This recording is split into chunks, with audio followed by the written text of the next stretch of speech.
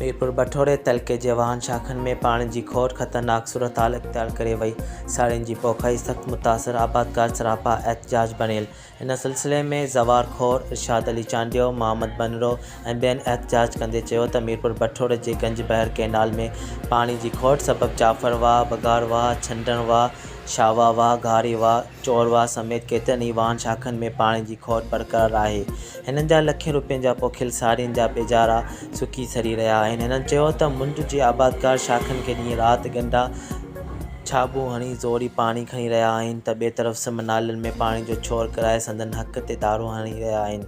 हिकु तरफ़ सिम नाली पानी सां तयारु पिया वहनि त ॿिए तरफ़ पोछर ते माल जे पीअण जेतिरो पानी बि नथो लभे। हिननि आला इख्तियारनि खां मुतालबो कयो आहे त नोटिस वठी गैर क़ानूनी तौरु पानी खणंदड़ ख़िलाफ़ क़ानूनी कार्रवाई करे पोछरी ताईं पानी पहुचाए हिननि खे माशी नुक़सान खां बचायो वञे। ॿी सूरत में रोडनि ते निकिरी सख़्तु एहतजाज कयो वेंदो।